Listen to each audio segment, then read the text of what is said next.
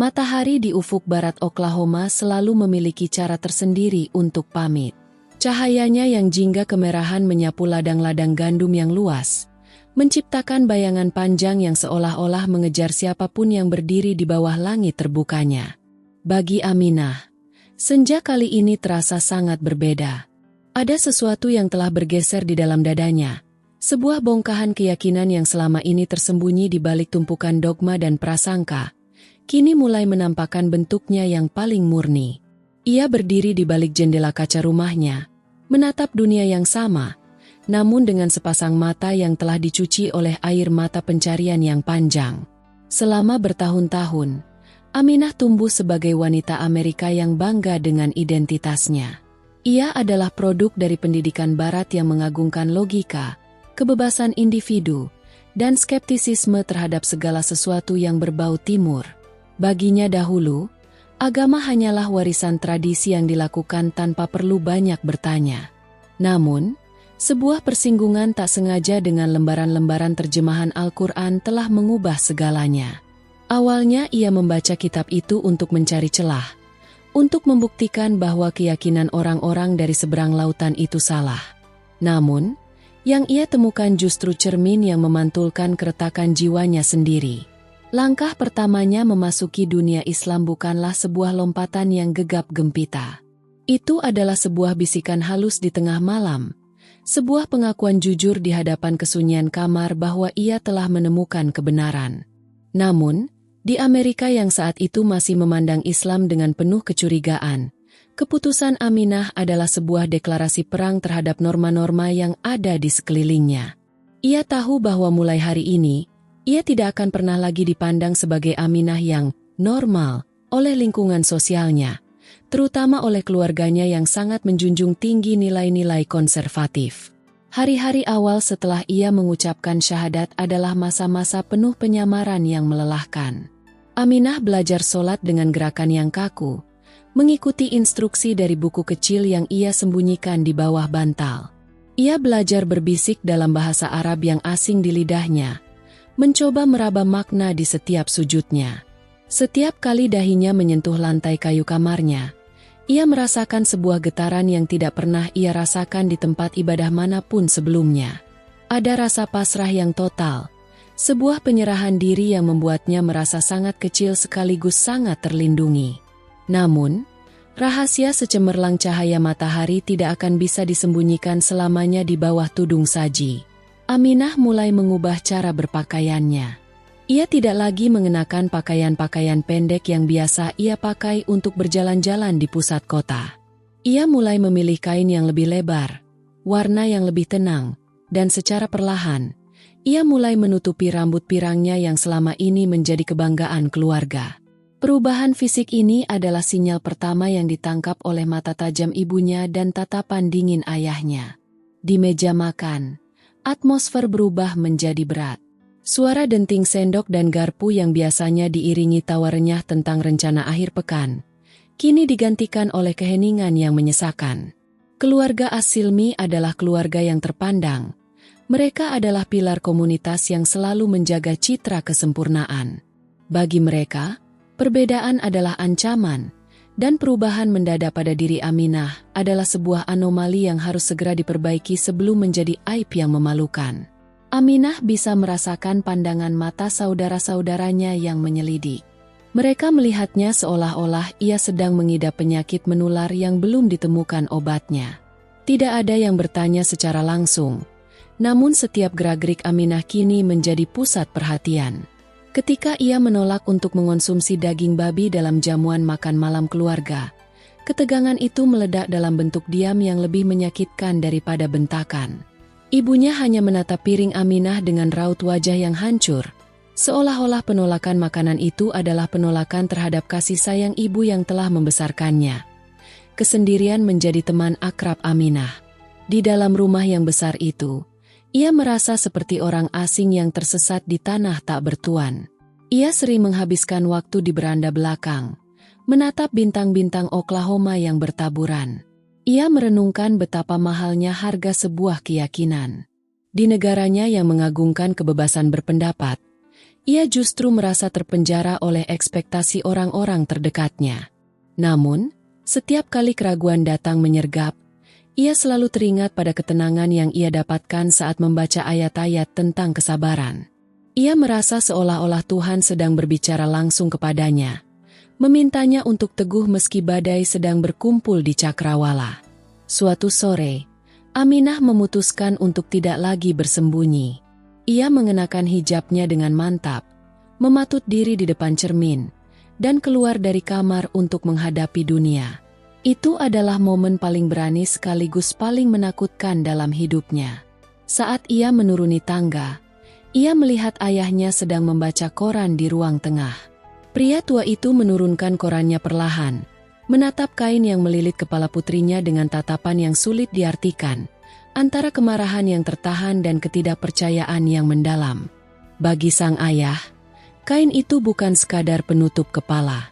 Itu adalah simbol pengkhianatan terhadap budaya mereka, terhadap nenek moyang mereka, dan terhadap segala sesuatu yang telah mereka ajarkan kepada Aminah sejak kecil. Tanpa sepatah kata pun, sang ayah berdiri dan meninggalkan ruangan, meninggalkan Aminah yang berdiri mematung di tengah ruangan dengan jantung yang berdegup kencang. Penolakan tanpa kata itu jauh lebih meremukkan hati daripada 1000 caci maki. Berita tentang keislaman Aminah menyebar dengan cepat di lingkaran pertemanan keluarga mereka. Telepon rumah mulai berdering lebih sering, namun bukan untuk mengundang mereka ke pesta, melainkan untuk memberikan simpati palsu atau menanyakan kebenaran rumor tersebut. Aminah mulai kehilangan teman-teman lamanya satu persatu. Mereka yang dulu tertawa bersamanya di kedai kopi kini berpaling muka saat berpapasan di jalan. Ia menjadi bahan gunjingan di supermarket, menjadi bisik-bisik di gereja lokal, dan menjadi subjek keprihatinan yang merendahkan. Namun, ujian yang sebenarnya baru saja dimulai. Keluarga besar mulai berkumpul, mengadakan pertemuan-pertemuan tertutup yang tidak melibatkan Aminah. Dari balik pintu kamarnya, ia bisa mendengar suara-suara rendah yang penuh kecemasan. Mereka mulai mendiskusikan kesehatan mentalnya. Dalam logika mereka yang sempit, tidak mungkin seorang wanita Amerika yang cerdas dan modern seperti Aminah secara sadar memilih agama yang mereka anggap kuno dan opresif tanpa adanya gangguan pada jiwanya. Gagasan tentang ketidakwarasan ini mulai tumbuh subur di pikiran mereka. Mereka lebih suka percaya bahwa putri mereka sudah gila daripada mengakui bahwa putri mereka telah menemukan jalan hidup yang berbeda. Ini adalah mekanisme pertahanan diri bagi keluarga As-Silmi agar mereka tetap bisa menjaga harga diri di depan publik. Jika Aminah gila, maka tindakannya bisa dimaafkan sebagai sebuah kecelakaan medis, bukan sebuah pilihan ideologis yang sadar. Aminah menyadari bahwa dirinya sedang disudutkan ke tepi jurang. Ia melihat bagaimana tatapan penuh kasih sayang dari saudara-saudaranya berganti menjadi tatapan waspada, seolah-olah ia adalah bom waktu yang siap meledak kapan saja. Mereka mulai menjauhkan barang-barang tajam dari jangkauannya, mulai mengunci pintu-pintu tertentu, dan memantau setiap aktivitasnya dengan ketat. Ia diperlakukan seperti pasien di rumahnya sendiri. Di tengah isolasi itu, Aminah menemukan kekuatan dalam kesunyian. Ia menghabiskan waktu dengan menulis di buku hariannya, menuangkan segala sesak yang tak bisa ia sampaikan lewat lisan. Ia menyadari bahwa perjalanannya menjadi mualaf bukan hanya soal mengubah ritual ibadah, tapi soal ketahanan mental menghadapi penolakan dari darah daging sendiri. Ia belajar bahwa cinta manusia bisa sangat bersyarat, sangat rapuh, dan mudah hancur jika dihadapkan pada ego yang terluka. Malam itu, saat angin Oklahoma menderu lebih kencang dari biasanya, Aminah duduk bersila di atas sajadah tipisnya. Ia tidak meminta agar ujian ini segera diangkat, ia hanya meminta agar hatinya dilapangkan seluas ladang gandum di luar sana. Ia tahu bahwa esok akan menjadi lebih sulit. Ia bisa merasakan bahwa rencana besar keluarganya untuk menyembuhkannya sudah hampir matang. Namun, di dalam kegelapan kamar yang hanya diterangi lampu jalan yang remang, Aminah merasa benar-benar merdeka. Ia telah kehilangan dunianya, namun ia merasa telah menemukan pencipta dunia itu sendiri. Babak pertama dari drama hidupnya baru saja dimulai. Di luar, suara mobil menderu memasuki halaman rumah, membawa kerabat-kerabat yang akan menentukan nasibnya. Aminah memejamkan mata, menarik napas dalam-dalam, dan bersiap menghadapi badai yang kini benar-benar telah sampai di depan pintunya.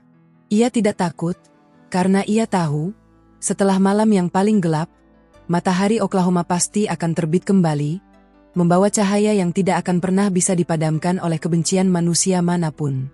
Suara deru mesin mobil yang berhenti di halaman depan rumah pada malam itu terdengar seperti genderang perang yang ditabuh dalam kesunyian. Aminah, yang masih duduk bersimpuh di atas sajadahnya, merasakan getaran halus di lantai kayu kamarnya. Ia tahu bahwa itu bukan sekadar kunjungan kerabat biasa untuk minum teh atau sekadar menanyakan kabar.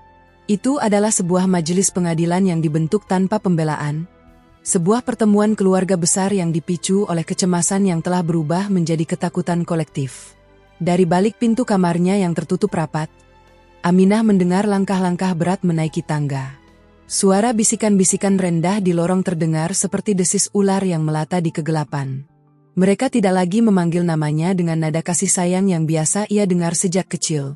Kini, setiap kali nama Aminah disebut, ada nada getir, nada jijik, dan nada kasihan yang dibuat-buat. Baginya, rumah yang dulu merupakan tempat paling aman di seluruh Oklahoma, kini perlahan-lahan berubah menjadi sebuah sel isolasi yang dingin. Pagi harinya, suasana rumah terasa jauh lebih mencekam. Aminah keluar dari kamarnya dengan kerudung yang terpasang rapi, sebuah identitas baru yang ia peluk dengan segenap jiwa. Namun, di ruang makan, ia disambut oleh pemandangan yang menghancurkan hatinya. Paman-pamannya, bibi-bibinya, dan sepupu-sepupunya sudah duduk melingkar. Mereka tidak menatap matanya. Mereka menatap kerudungnya seolah-olah itu adalah bendera musuh yang dikibarkan di tengah wilayah mereka. Tidak ada dialog yang terjadi pagi itu, setidaknya tidak ada yang melibatkan Aminah secara langsung. Komunikasi di antara mereka dilakukan melalui bahasa tubuh yang sangat menusuk. Ibunya meletakkan piring dengan kasar di depan Aminah, seolah-olah ia sedang memberi makan kepada orang asing yang menumpang lewat. Ayahnya tetap tersembunyi di balik koran, namun tangannya gemetar hebat setiap kali Aminah bergerak. Penolakan ini jauh lebih menyakitkan daripada bentakan keras. Diamnya mereka adalah sebuah hukuman yang dirancang untuk membuat Aminah merasa tidak ada, merasa tidak berharga, dan merasa telah mati sebelum waktunya. Satu persatu, barang-barang pribadi Aminah mulai menghilang dari tempatnya. Buku-buku catatannya, kaset-kaset rekaman pengajian yang ia peroleh dengan susah payah, bahkan Al-Quran terjemahan yang menjadi pelitanya selama ini, tiba-tiba lenyap. Keluarganya mulai melakukan penggeledahan diam-diam di kamarnya setiap kali ia sedang di kamar mandi atau keluar rumah sebentar. Mereka menganggap barang-barang itu sebagai jimat sihir yang telah merusak pikiran putri mereka. Dalam pandangan mereka, Aminah tidak sedang mencari Tuhan. Aminah sedang tersesat dalam labirin kegilaan yang dibawa oleh pengaruh asing. Ketegangan mencapai puncaknya ketika salah satu pamannya, seorang pria yang selama ini dikenal sebagai sosok religius di komunitas mereka, mulai memimpin upaya penyembuhan. Aminah sering melihat mereka berkumpul di ruang tamu sambil memegang dahi mereka, seolah-olah sedang memikirkan beban berat dunia. Mereka mulai membawa brosur-brosur dari pusat rehabilitasi mental dan rumah sakit jiwa. Mereka tidak lagi menyembunyikan rencana itu. Brosur-brosur itu diletakkan dengan sengaja di atas meja rias Aminah, lengkap dengan lingkaran tinta merah pada bagian, gejala gangguan kepribadian, dan delusi keagamaan. Aminah merasa seperti dikuliti hidup-hidup oleh persepsi orang-orang tercintanya. Ia ingin berteriak bahwa ia jauh lebih waras daripada sebelumnya. Ia ingin menjelaskan bahwa Islam telah memberinya disiplin, kebersihan jiwa, dan tujuan hidup yang jelas. Namun, setiap kali ia mencoba membuka mulut, ia melihat tatapan ngeri dari ibunya, seolah-olah setiap kata yang keluar dari mulut Aminah adalah mantra jahat. Mereka telah membangun tembok prasangka yang begitu tebal sehingga kebenaran apapun yang dibawa Aminah hanya akan memantul kembali tanpa pernah meresap ke dalam hati mereka. Ancaman fisik mulai terasa nyata ketika salah satu saudara laki-lakinya, yang merasa harga dirinya sebagai lelaki Amerika tercoreng oleh pilihan adiknya, mulai menunjukkan gelagat agresif. Ia sering berdiri di depan pintu kamar Aminah dengan tangan mengepal, menatap Aminah dengan kemarahan yang meluap-luap. Baginya, Aminah bukan lagi adiknya yang manis. Aminah adalah noda hitam di atas kain putih keluarga Asilmi. Dalam sebuah momen yang sangat sunyi namun penuh ancaman, Saudara laki-lakinya itu meletakkan sebuah benda tumpul di atas meja dapur sambil menatap tajam ke arah Aminah yang sedang menuang air. Pesannya jelas, jika kamu tidak kembali menjadi seperti dulu, kami akan melakukan apapun untuk menghentikan kegilaan ini. Ketakutan mulai menyergap Aminah setiap kali malam tiba. Ia mulai mengunci pintu kamarnya dari dalam dan menumpuk kursi di depan pintu. Tidurnya tidak pernah lelap. Setiap derit lantai atau embusan angin di jendela membuatnya tersentak. Mengira bahwa malam itu adalah malam di mana mereka akan datang dengan jaket pengekang atau senjata untuk mengakhiri hidupnya. Ia merasa seperti buronan di rumahnya sendiri, seorang kriminal yang dosanya hanyalah bersujud kepada pencipta alam semesta dengan cara yang berbeda. Puncaknya adalah ketika sebuah mobil ambulans putih tanpa sirine terlihat terparkir di ujung jalan, tidak jauh dari rumah mereka, selama 2 hari berturut-turut. Aminah melihat melalui celah gorden bagaimana ayahnya berbicara dengan 2 orang pria bertubuh kekar yang mengenakan seragam putih bersih. Hati Aminah mencelos. Ia menyadari bahwa vonis, gila, itu sudah dijatuhkan. Keluarganya lebih memilih melihatnya mendekam di balik jeruji besi rumah sakit jiwa, dibius dengan obat-obatan penenang, daripada melihatnya berjalan di pusat kota Oklahoma dengan kain penutup kepala. Di tengah tekanan yang tidak manusiawi itu, Aminah menemukan sebuah kekuatan yang tidak pernah ia duga sebelumnya. Ia tidak membalas perlakuan kasar mereka dengan kemarahan. Ia justru semakin rajin membantu pekerjaan rumah tanpa diminta. Ia mencuci piring dengan lebih bersih, ia menyapu lantai hingga mengkilap, dan ia tetap menyiapkan kopi untuk ayahnya setiap pagi meskipun kopi itu seringkali dibuang ke wastafel tepat di depan matanya. Aminah mempraktikkan apa yang ia baca tentang kelembutan hati Nabi dalam menghadapi kebencian. Ia ingin menunjukkan bahwa Islam tidak mengubahnya menjadi monster, melainkan menjadikannya pelayan bagi keluarganya. Namun, kebaikan Aminah justru dianggap sebagai bukti lain dari kegilaannya. Mereka menyebutnya sebagai ketenangan palsu atau gejala manik. Setiap senyum yang ia berikan dibalas dengan tatapan curiga. Setiap bantuan yang ia tawarkan dianggap sebagai upaya manipulasi. Aminah menyadari bahwa di mata orang yang sudah tertutup kebencian, kebaikan pun akan terlihat seperti kejahatan. Suatu sore, ia mendapati ibunya sedang menangis terseduh-seduh di dapur sambil memegang foto masa kecil Aminah. Aminah mendekat, ingin memeluk wanita yang telah melahirkannya itu, ingin membisikkan bahwa ia masih Aminah yang sama, hanya saja sekarang ia telah menemukan kedamaian. Namun, saat ibunya menyadari kehadiran Aminah, ia langsung menjauh dengan wajah ketakutan, seolah-olah Aminah adalah sosok hantu yang mengerikan. Penolakan fisik itu terasa seperti belati yang menghunjam tepat di jantungnya. Malam itu, Aminah duduk di sudut kamarnya yang gelap. Ia tidak menyalakan lampu karena takut menarik perhatian.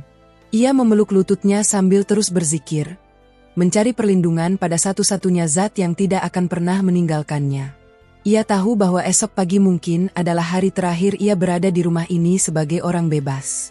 Ia tahu bahwa rencana pengiriman ke rumah sakit jiwa itu sudah berada di depan pintu. Dalam kesendirian yang menyesakan itu, Aminah menyadari satu hal penting. Iman bukan hanya tentang bagaimana kita beribadah di saat tenang, tapi tentang bagaimana kita tetap berdiri tegak saat seluruh dunia, termasuk orang-orang yang paling kita cintai, mencoba meruntuhkan kita. Ia merasa seolah-olah sedang menjalani ujian para nabi terdahulu, yang dikucilkan dan diancam oleh kaumnya sendiri. Kesadaran itu memberinya semacam ketenangan metafisika yang tidak bisa dijelaskan dengan kata-kata. Ia kemudian merapikan pakaiannya yang tersisa ke dalam sebuah tas kecil yang ia sembunyikan di bawah tempat tidur.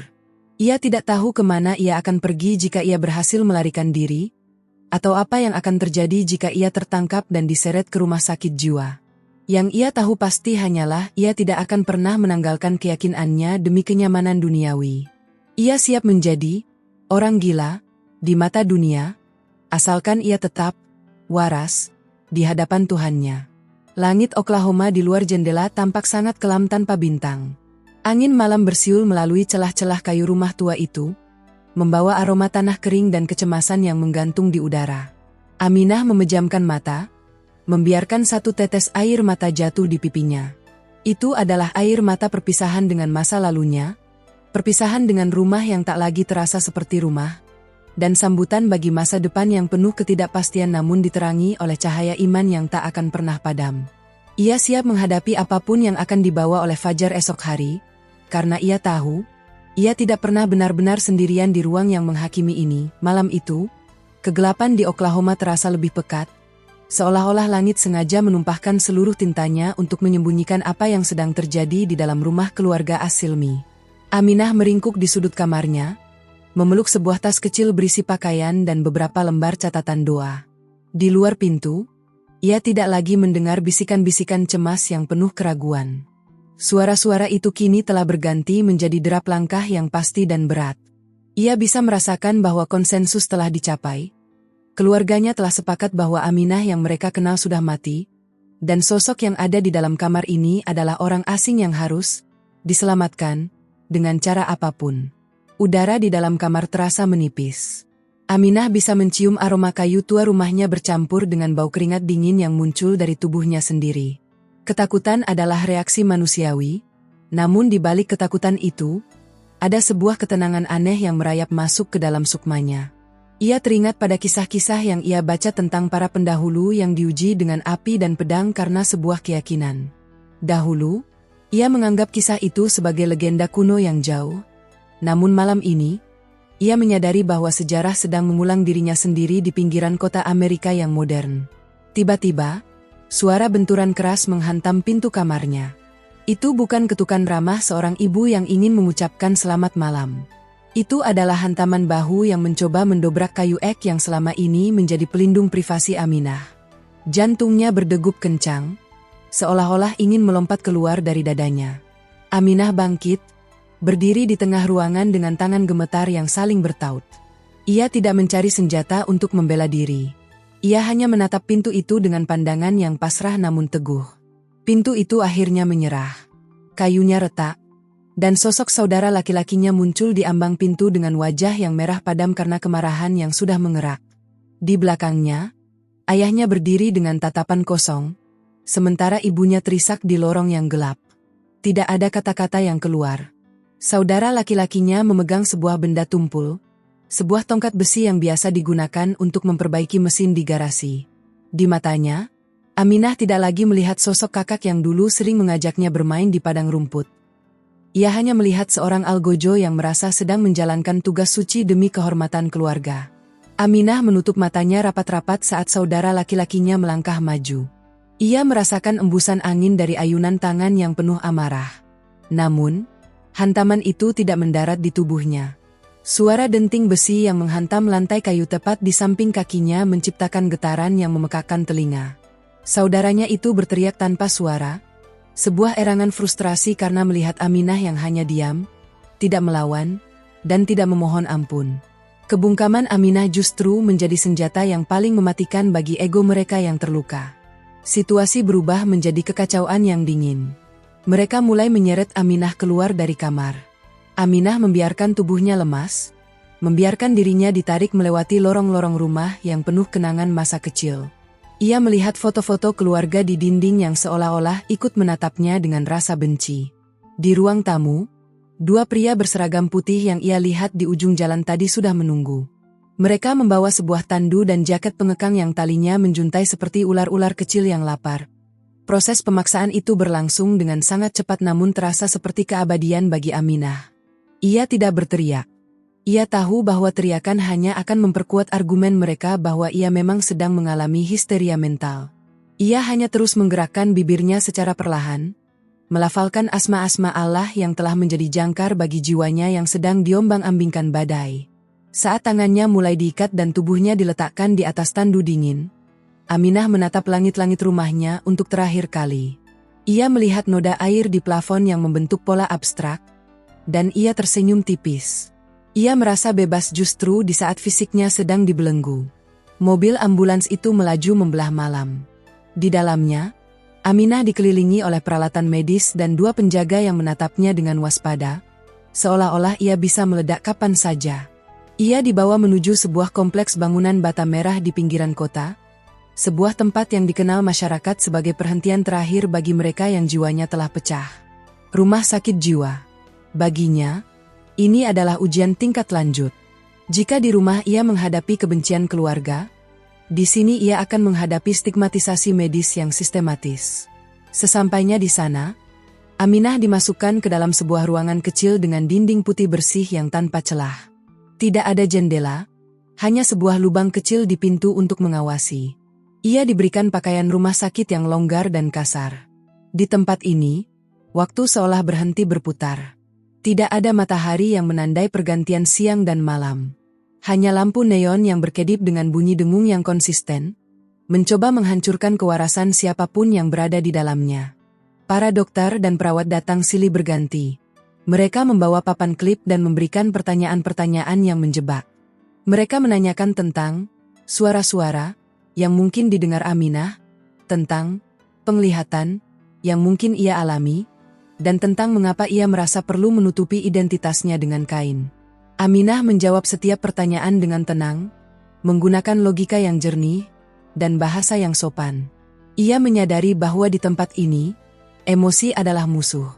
Ia harus menunjukkan bahwa keputusannya memeluk Islam adalah hasil dari pemikiran intelektual yang mendalam, bukan ledakan emosional sesaat. Setiap hari, mereka mencoba memberinya obat-obatan penenang. Aminah tahu bahwa jika ia meminum obat itu, pikirannya akan menjadi tumpul dan ia akan benar-benar terlihat seperti orang yang kehilangan kesadaran. Dengan kecerdikan yang lahir dari keadaan terdesak, ia seringkali menyembunyikan pil-pil itu di bawah lidahnya dan membuangnya ke saluran air saat perawat berpaling. Ia harus tetap terjaga. Ia harus tetap waras demi membuktikan bahwa imannya tidak membutuhkannya menjadi gila. Di dalam sel putih itu, Aminah melakukan hal yang paling tidak masuk akal bagi para penjaganya. Ia sholat. Tanpa sajadah, tanpa kompas untuk menentukan kiblat, ia bersujud di atas lantai semen yang dingin. Baginya, seluruh bumi adalah masjid.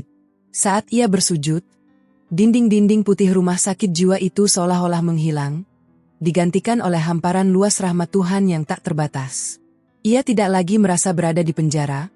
Ia merasa berada di singgasana kedamaian yang tidak bisa dijangkau oleh jarum suntik atau diagnosa medis manapun. Suatu malam, seorang perawat tua masuk ke ruangannya.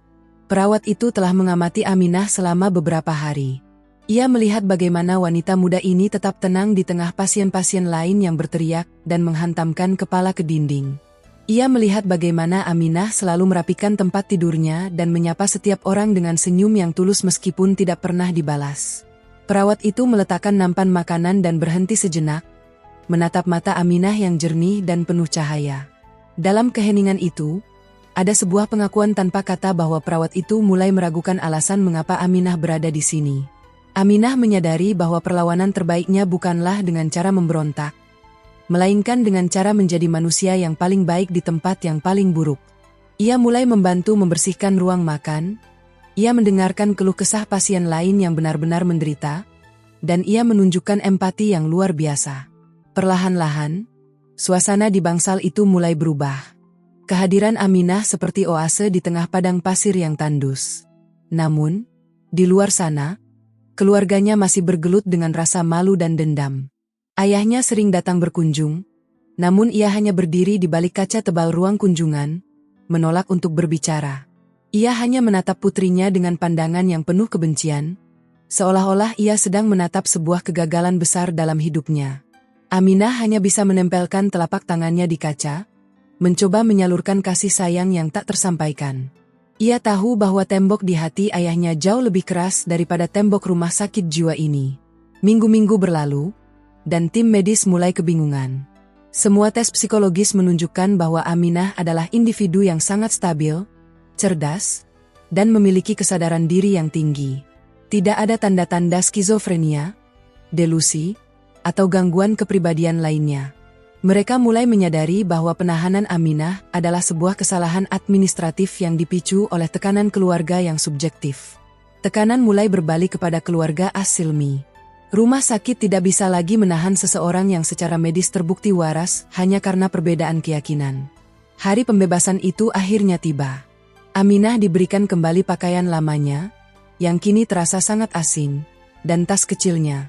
Saat ia berjalan keluar dari pintu besar rumah sakit jiwa itu, ia menghirup udara Oklahoma yang bebas dengan rakus. Ia tidak merasa dendam kepada keluarganya yang telah mengirimnya ke sini. Sebaliknya, ia merasa kasihan kepada mereka. Mereka adalah tawanan dari prasangka mereka sendiri, sementara ia, meskipun baru saja keluar dari rumah sakit jiwa, adalah manusia paling bebas yang pernah berjalan di atas bumi ini. Ia berdiri di depan gerbang, menatap jalan panjang yang membentang di hadapannya.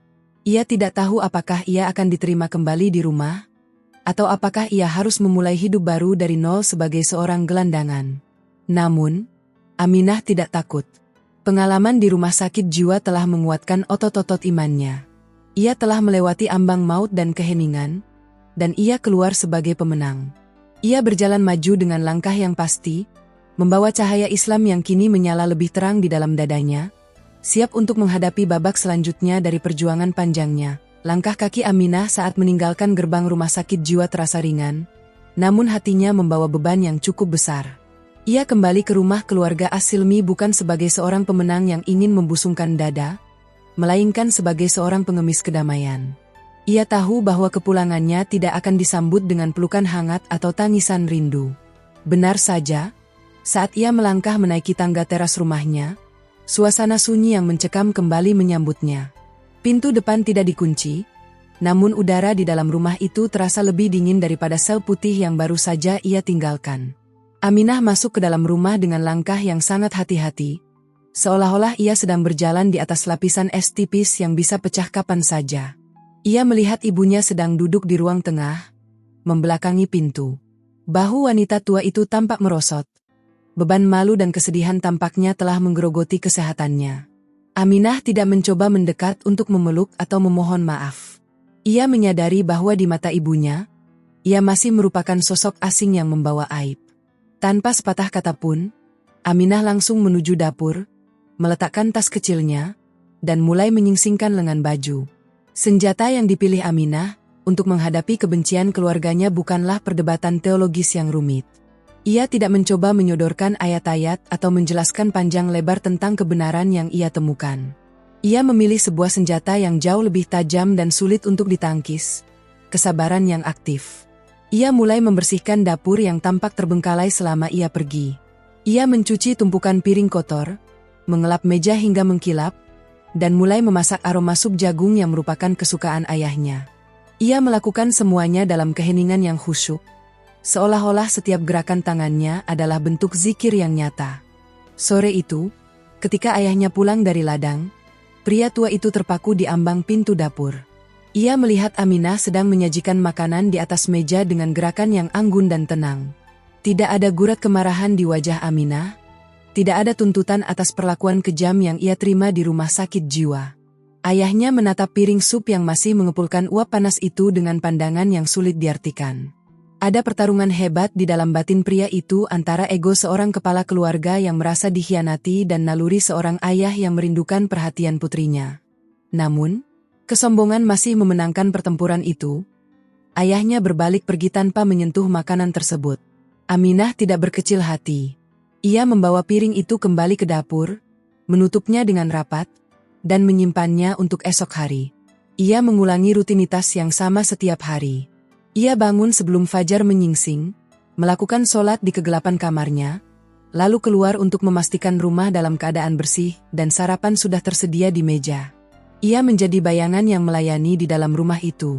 Ia membersihkan sepatu bot ayahnya yang penuh lumpur, menyetrika kemeja saudara laki-lakinya yang dulu nyaris membunuhnya, dan merapikan kebun bunga ibunya yang mulai layu.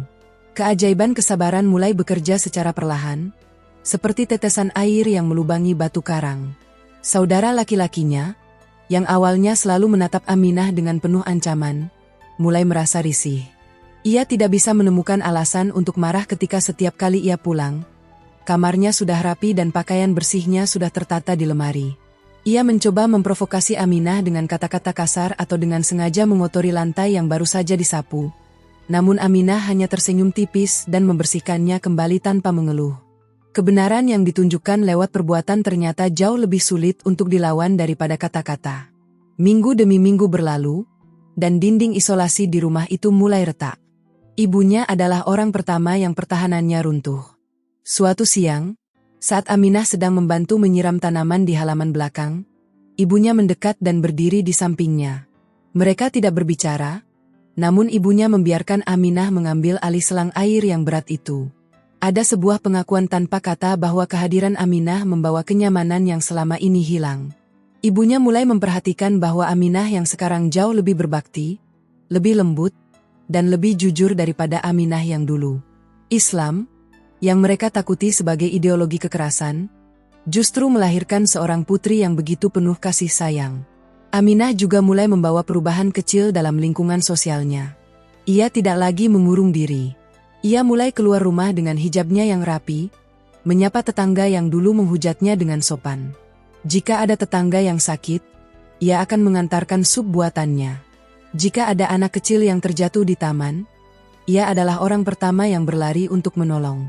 Ia tidak membawa brosur agama atau berkhotbah di pinggir jalan.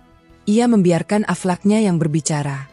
Orang-orang di Oklahoma mulai melihat bahwa identitas baru Aminah tidak membuatnya menjadi ancaman bagi komunitas mereka. Justru ia menjadi elemen yang paling menyejukkan. Di dalam rumah, ayahnya masih menjadi benteng terakhir yang sulit ditembus. Pria itu tetap menolak berbicara secara langsung, namun ia mulai berhenti membuang makanan yang disiapkan Aminah. Suatu malam, Aminah secara tidak sengaja melihat ayahnya sedang berdiri di depan pintu kamarnya yang sedikit terbuka. Ayahnya sedang memperhatikan Aminah yang sedang membaca Al-Quran dengan suara rendah yang merdu. Tidak ada kemarahan di wajah ayahnya saat itu, yang ada hanyalah kebingungan yang mendalam. Ayahnya tidak bisa memahami bagaimana sebuah kitab yang dianggap asing bisa membuat putrinya memiliki ketenangan sedalam samudra di tengah badai kebencian yang mereka ciptakan. Perubahan paling drastis terjadi pada sikap Aminah terhadap saudara laki-lakinya. Pria itu mengalami kecelakaan kecil saat memperbaiki mobil di garasi, yang membuat tangannya terluka cukup parah. Anggota keluarga yang lain sedang tidak di rumah. Aminah dengan sigap mengambil kotak pertolongan pertama, mendekati kakaknya yang sedang meringis kesakitan, dan mulai membersihkan lukanya dengan sangat hati-hati. Kakaknya mencoba menarik tangannya, namun kelembutan sentuhan Aminah membuatnya terdiam. Di saat itulah, untuk pertama kalinya dalam berbulan-bulan, mereka saling bertatap mata. Di mata Aminah, kakaknya tidak melihat dendam atas ancaman pembunuhan dulu. Ia hanya melihat ketulusan seorang adik. Sejak hari itu, benda tumpul yang dulu digunakan untuk mengancam Aminah menghilang dari garasi.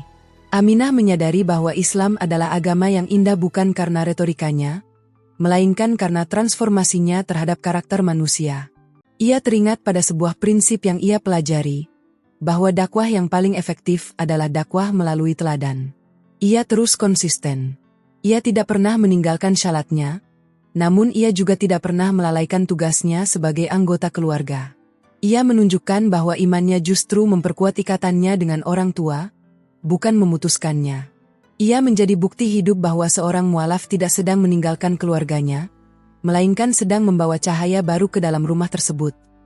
Suatu malam yang dingin, saat salju mulai turun menutupi ladang Oklahoma, keluarga As-Silmi berkumpul di ruang makan. Untuk pertama kalinya, kursi Aminah tidak diletakkan di sudut yang jauh. Ayahnya memberikan isyarat singkat agar Aminah duduk bersama mereka. Suasana masih sangat hening, namun keheningan itu tidak lagi terasa seperti ancaman. Ada rasa hormat yang tumbuh secara perlahan. Mereka mulai melihat bahwa kegilaan yang mereka tuduhkan kepada Aminah sebenarnya adalah sebuah kedewasaan spiritual yang mereka sendiri tidak miliki. Sikap konsisten Aminah selama setahun terakhir telah membalikkan keadaan.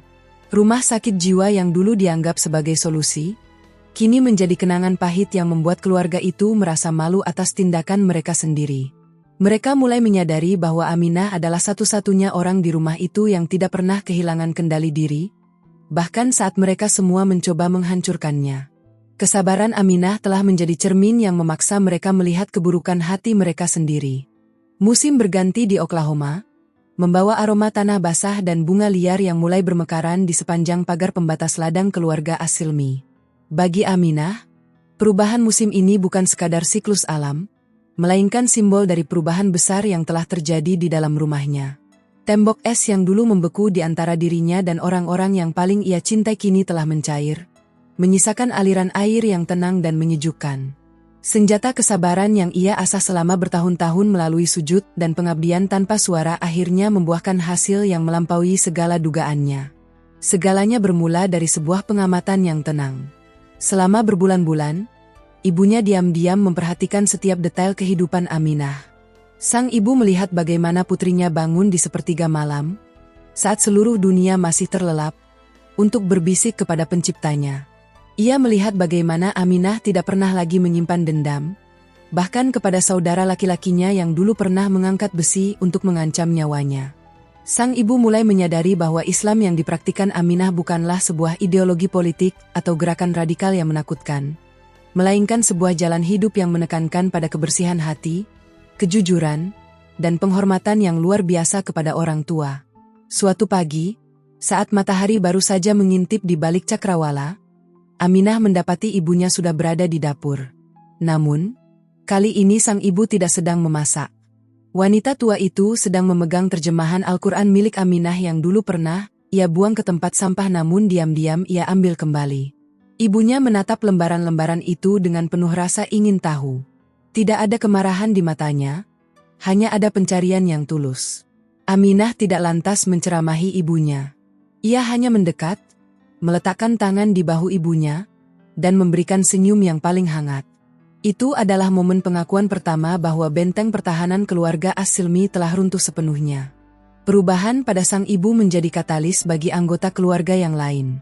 Ayah Aminah, sang pria tua yang keras kepala dan sangat menjunjung tinggi tradisi Amerika, mulai merasa kesepian dalam kebenciannya.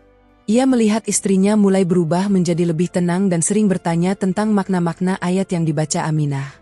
Sang ayah mulai menyadari bahwa ia telah membuang waktu bertahun-tahun untuk membenci sesuatu yang justru membawa kedamaian ke dalam rumah tangganya. Ia teringat masa-masa ketika ia mengirim Aminah ke rumah sakit jiwa, dan rasa bersalah itu mulai menggerogoti nuraninya. Puncaknya terjadi pada suatu sore di hari Minggu yang cerah. Seluruh keluarga besar As-Silmi berkumpul di ruang tengah. Suasananya sangat berbeda dengan pertemuan beberapa tahun lalu yang penuh dengan vonis dan ancaman. Kali ini, mereka berkumpul karena rasa haus akan kebenaran. Ibunda Aminah adalah yang pertama menyatakan keinginannya untuk mengikuti jejak putrinya. Dengan suara yang gemetar namun pasti, ia meminta Aminah membimbingnya mengucapkan kalimat syahadat. Di dalam ruangan yang dulu penuh dengan teriakan, "Gila!" kini berkumandang pengakuan akan keesaan Tuhan. Tangisan haru pecah di ruangan itu, sebuah tangisan yang membersihkan sisa-sisa debu kebencian yang masih menempel di sudut-sudut rumah. Melihat istrinya bersyahadat, ayah Aminah tidak lagi bisa menahan gejolak di dadanya. Pria yang dulu paling keras menentang itu akhirnya luluh. Ia menyadari bahwa selama ini ia telah melawan cahaya yang justru ingin menerangi jalannya di usia senja. Dengan langkah yang berat namun mantap, ia mendekati Aminah dan meminta maaf atas segala kekerasan yang pernah ia lakukan. Ia mengakui bahwa selama ini ia salah menilai. Ia melihat bahwa Aminah adalah anak yang paling berbakti justru setelah ia memeluk Islam. Sang ayah pun mengikuti jejak istrinya, bersyahadat di hadapan putri yang dulu hampir ia bunuh. Peristiwa itu seperti efek domino yang merambat ke seluruh silsilah keluarga As-Silmi. Saudara laki-lakinya, paman-pamannya, dan sepupu-sepupunya yang dulu menjadi barisan terdepan dalam mengucilkan Aminah, kini satu persatu mulai membuka hati. Mereka melihat transformasi nyata. Mereka melihat bagaimana sebuah keluarga yang hampir hancur oleh kebencian justru dipersatukan kembali oleh sebuah keyakinan baru. Aminah menjadi guru bagi mereka semua, bukan dengan cara menggurui di atas mimbar, melainkan dengan cara tetap menjadi Aminah yang rendah hati, yang tetap mencuci piring, dan tetap melayani mereka dengan penuh cinta. Rumah keluarga As-Silmi di Oklahoma kini tidak lagi dikenal sebagai rumah yang penuh dengan skandal, anak gila. Rumah itu kini menjadi pusat kedamaian bagi komunitas mualaf di lingkungan mereka. Orang-orang yang dulu berbisik buruk tentang Aminah di supermarket, kini datang ke rumah mereka untuk bertanya tentang Islam. Mereka melihat contoh nyata di depan mata. Sebuah keluarga Amerika asli yang menemukan kebahagiaan baru tanpa harus kehilangan identitas kemanusiaan mereka. Aminah membuktikan bahwa Islam bisa tumbuh subur di tanah manapun, selama ia disirami dengan air kesabaran dan kasih sayang. Aminah sering duduk di beranda depan rumahnya pada sore hari, menatap ladang gandum yang menguning siap dipanen. Ia merenungkan perjalanan panjangnya. Dari seorang mualaf yang dianggap kehilangan kewarasan, dikirim ke rumah sakit jiwa, diancam akan dibunuh, hingga akhirnya menjadi wasilah hidayah bagi seluruh keluarganya. Ia menyadari bahwa semua penderitaan yang ia alami di masa lalu hanyalah sebuah proses pembersihan. Allah tidak menghukumnya dengan cobaan-cobaan itu. Allah sedang mempersiapkannya untuk memikul tanggung jawab yang lebih besar. Kisah Aminah menyebar melampaui batas kota Oklahoma. Ia mulai sering diundang untuk berbagi pengalamannya, memberikan kekuatan kepada para mualaf lain yang juga mengalami tekanan serupa. Pesan yang ia bawa selalu sama, jangan membalas kebencian dengan kebencian. Gunakan akhlak sebagai penjelasan yang paling fasih. Ia menekankan bahwa kebenaran tidak perlu diteriakkan dengan keras jika perbuatan kita sudah cukup lantang untuk didengar oleh hati orang lain. Ia menjadi simbol ketangguhan wanita Muslim di Barat yang mampu menjaga imannya tanpa harus menjadi musuh bagi lingkungannya. Di hari-hari tuanya, Aminah melihat cucu-cucunya berlarian di halaman rumah yang sama di mana ia dulu hampir diseret ke rumah sakit jiwa. Namun kini, anak-anak itu tumbuh dengan nilai-nilai Islam yang diajarkan oleh kakek dan nenek mereka, ayah dan ibu Aminah. Ia melihat bagaimana ayahnya, sebelum wafat, menjadi seorang Muslim yang sangat taat dan selalu menyesali masa-masa ia memusuhi Islam. Kematian orang tuanya dalam keadaan beriman adalah hadiah terbesar yang pernah diterima Aminah dalam hidupnya. Jauh lebih berharga daripada kebebasan fisik yang ia perjuangkan dulu. Aminah As-Silmi telah menyelesaikan misinya di dunia ini dengan sangat indah. Ia tidak hanya memenangkan pertarungan melawan prasangka, tapi ia memenangkan hati orang-orang yang paling ia cintai. Ia meninggalkan sebuah warisan yang tidak akan habis dimakan waktu. Sebuah teladan tentang bagaimana kesabaran bisa mengubah pedang menjadi bunga, dan bagaimana kegelapan rumah sakit jiwa bisa berubah menjadi cahaya hidayah yang menerangi seluruh generasi. Cerita ini berakhir bukan dengan sebuah kemenangan yang sombong, melainkan dengan sebuah sujud syukur yang panjang. Di bawah langit Oklahoma yang luas, Aminah tetaplah wanita yang sama. Seorang hamba yang tahu bahwa setiap napas dan setiap langkahnya adalah bagian dari rencana besar Sang Pencipta. Ia telah pulang ke pelukan keyakinannya, membawa serta seluruh keluarganya dalam perjalanan menuju kedamaian yang abadi. Kemenangan hati Aminah adalah bukti nyata bahwa tidak ada tembok yang terlalu tebal untuk ditembus oleh kekuatan doa dan ketulusan jiwa yang bersandar sepenuhnya kepada Tuhan.